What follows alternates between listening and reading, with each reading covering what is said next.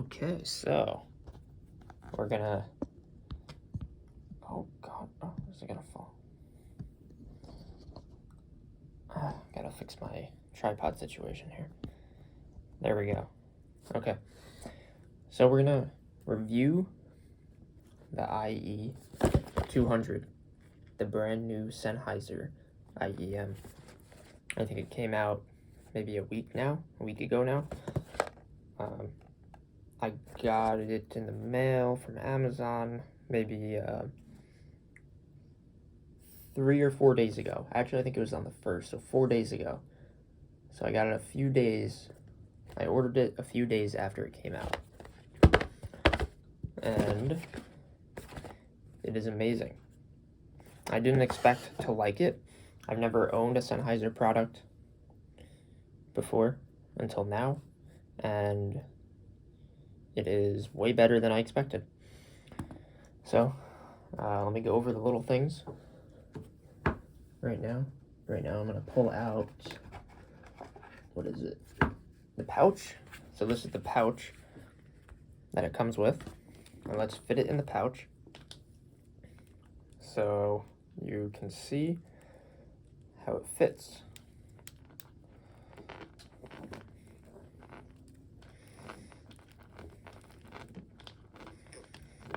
I'm gonna go from, I guess, like least important stuff to most important stuff. So let's see. Fits pretty well. I don't feel like it's gonna get damaged just by being in here. It will get damaged if you hit it, most likely, just because this isn't very protective. It's like a very soft, like fake leather. Let's get it out now. There we go. And let's go to the ear tips. There they are. And right here, what I have on them currently are the medium ear tips. These tips come on the IE 200 when you take them out of the box. So I guess they're the stock tips, and they work perfectly fine. Now in the pouch, it's kind of like this wax paper pouch. It's a little bit weird. It's kind of ripping on me. I thought I was going to return these, but I'm not, so let's just rip that off, and let's pull out all the different tips. So that's the large. That's the small. And then it comes with foam tips, large, medium, and small. I personally don't like the foam tips, so I'm just not going to use them. If I were to use them, I would probably use medium.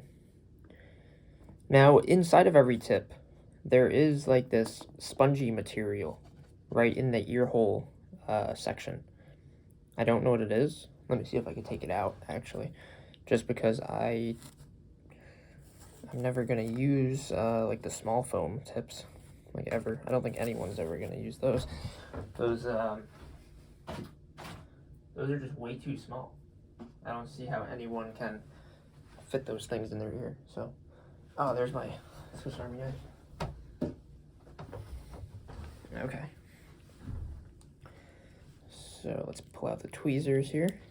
Let's go dig in and find out what this is. Oh, it comes right out. It comes right out. It's not even glued in or anything. So, I guess this is a tuning filter of some sort, or it has to affect the sound. Because I know on AliExpress you could like purchase tuning filters.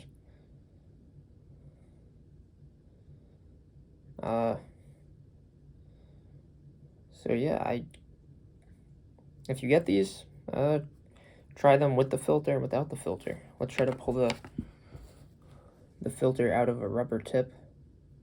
It just comes right out. It's so interesting. Okay. So those are all the tips. You get a fair amount of them. They are good. I have tried the spin tips or the spin fit on there, and they're okay. They do stay in a little bit better with the spins, but they are a little bit painful.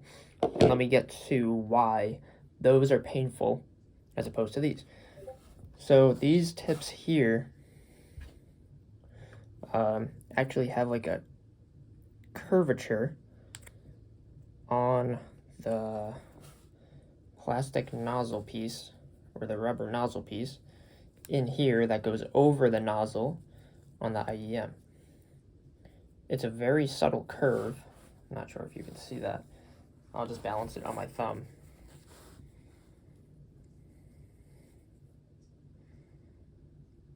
Okay, stop falling. There we go.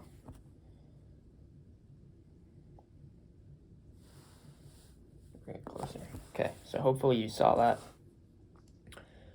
That curve is very important to the way these things fit. I can see some people not realizing this, putting them in, and they're like, wow, there's no sound. I'm returning them. Well, it's because of this. So what you have to do when you put these tips on is look at it like this. Turn it, and then you'll see a large gap over here, like that. And your finger can run across it, like that, and grab the rubber. Now, if I do it like this, I'm still grabbing the rubber, but it's not as significant. I'm able to smoothly put my finger over it if I go slow. If I do a full turn, no matter how fast I go, I'm going to turn it inside out. That's because it is lifted because of that curvature on the rubber nozzle. So once you get that right, it's going to go in your ear pretty deep, and it's going to sound amazing. So let's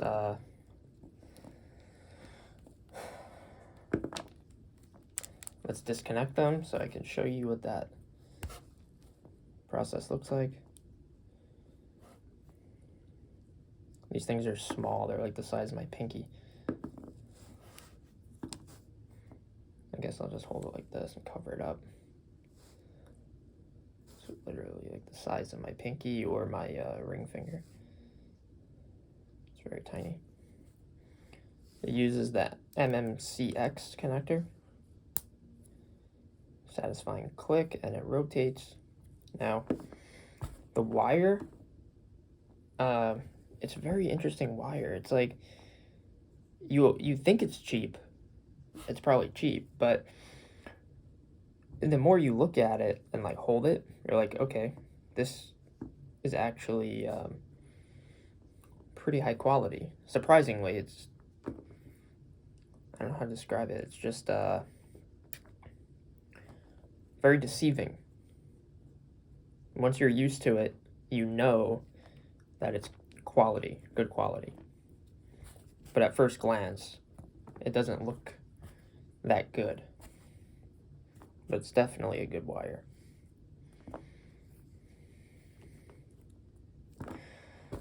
So this over here, the connector is right angle, and this piece, the strain relief, is very thick, and it's also branded with the Sennheiser logo. It has tip ring sleeve, so it's stereo. Over here, there's an extra, like, extended strain relief. The strain reliefs on here are right here and right here, but the thing is, what I think it is just this chin, whatever this thing, chin adjuster or neck adjuster.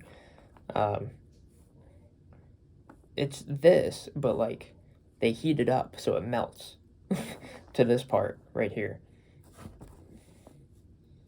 So they just took the same material and didn't heat it up, and they just left it loose. And it does stay, actually, which is cool. So it sticks wherever you leave it. It's not going to come loose because there's a lot of like resistance between these types of rubbers.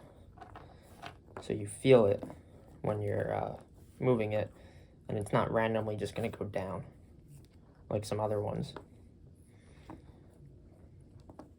Now, the sound quality. right before this, the Z12 by Let's Shore were my favorite ones. And those have a driver of like 14 point something, maybe 14.4, and they're planar. The body is like a little bit bigger than this because it's like circular. And those sound great. But these are just like very precise. Like this is on a different level, even though this is only a 7 point whatever driver. The way this is tuned is much better. There's more attention to detail. The soundstage is much more accurate.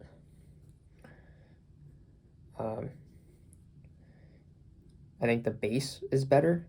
The bass is more like defined and it blends with the song better. So does everything in this. Like the way it was tuned is just very what's the word? It's like there's a lot of flow between every part of the song every time, and between like the tuning and the soundstage and everything, they are basically perfect, in my opinion. I use these over here. These are the B&O H95, and I use Atom Audio studio monitors, and these fit into this ecosystem perfectly, whereas most of the other tri-fi stuff I have is good, but it's not like what's the word, thick. The sound isn't thick and accurate, and it's not like,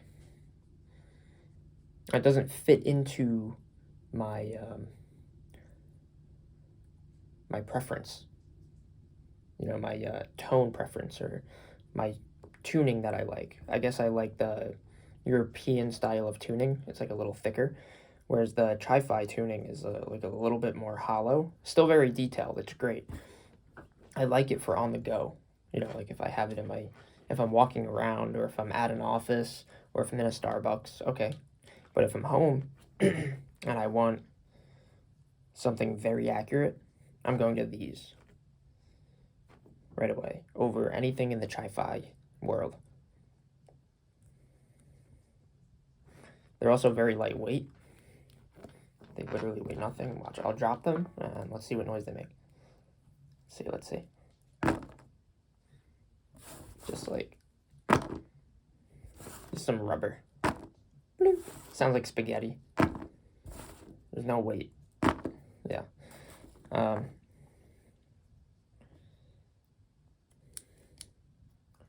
So yeah, if you are looking at these, I would say get them. They're great for home use. You could probably use them on the go too. I would say they're more of a home set though, because they're very tuned for enjoying and for the sound stage and like analyzing your music. Yeah. What was the other thing I was gonna say?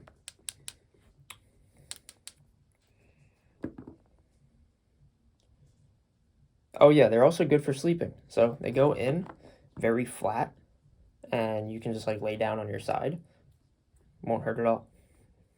They just like, when they go in, it's like that. Very flat up against your ear. Exactly like that. So when you lay on it, it doesn't go like any deeper into your ear, and there's no pain. One downside is that this thing is pretty noisy, so if you're gonna wear them, make sure you have the upper part situated. Like if you're gonna wear them and walk around, have the upper part situated, like from here like here up, have that figured out, and then this part from here down can move around. Otherwise, if this upper part is moving, you're just gonna hear like those noises, you know. And no one wants that. Yeah, that's it. That's my review about the Sennheiser IE 200.